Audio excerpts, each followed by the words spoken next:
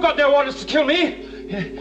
Your leader will want to speak to me. Humans are our enemies. But I can be useful to you. Like Fusham. Your leader will be angry if you kill me. I'm a genius. Genius. You will come with me.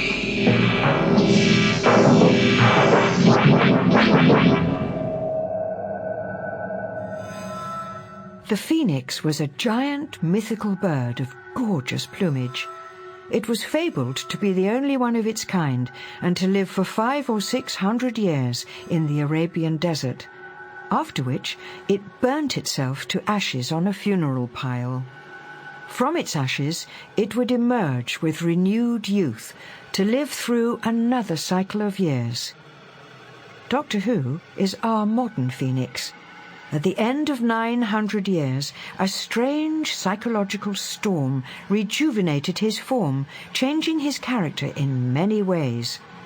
Overwhelmed by this strange force, he became a younger, indeed, almost a new personality.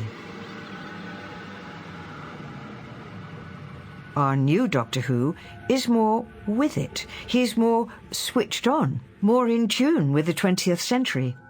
There are, of course, still traces of his old personality, and characteristically he still wears the same clothes, which are a trifle baggy on his new figure. He doesn't confide quite so much in his companions as he was wont to do. He's more introspective too, not quite so obvious as his old pre-change self. Much more devious in his thoughts and actions, he is also more logical and matter-of-fact. In his new image, he is inclined to be whimsical, and like Pan of old, he has a small musical pipe on which he tootles a merry tune now and again. It helps him to think and get his ideas straight. The ideas are, like the man, new, and one big change in him is that he is now more inclined to shape events to suit his own purposes, rather than merely to let events overtake him. He has all the scientific know-how of his old self, and he can find his way through space and time dimensions as well, if not better, than ever before. But he's more the man of action now. He will plunge into violent action like a 20-year-old, and he makes great use of his very great knowledge of human and alien nature. Sharp-witted as ever, he cannot be easily fooled. He's smart, and he knows it.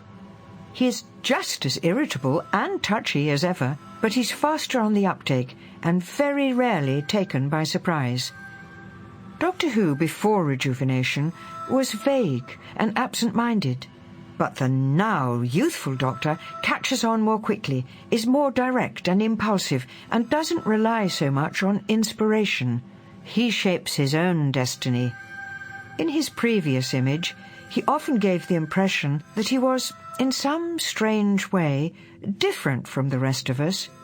Now he's more closely involved in human affairs, even more curious about modern developments, and always ready and eager to reform or make trouble for any individuals he thinks are on the wrong wavelength.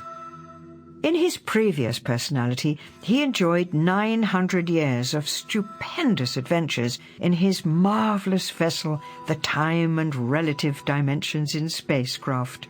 The mind might well reel at what lies ahead for the regenerated Doctor, but still, for Doctor Who, eternity and infinity remain and always will exist.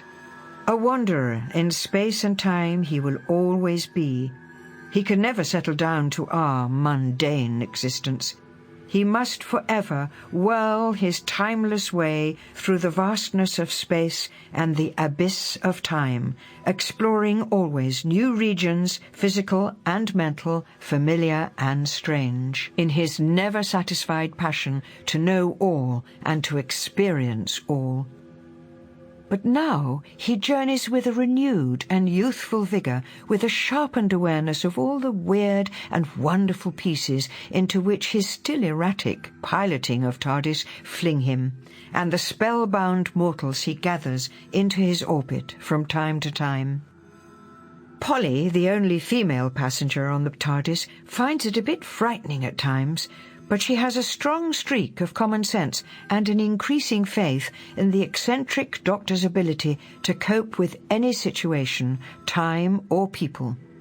The change in Doctor Who's personality is sometimes bewildering, but he's such an exciting person. Polly can think of nobody who she would prefer as her guide and mentor in space and time.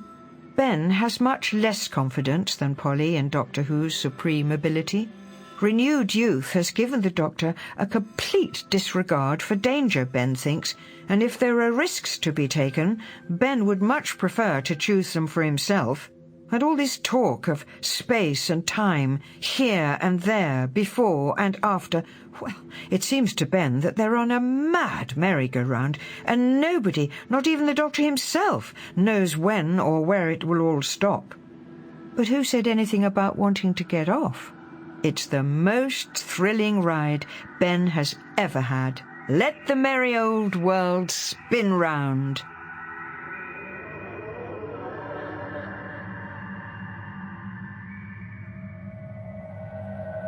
The Phoenix in the Tardis, from Doctor Who Annual, 1968.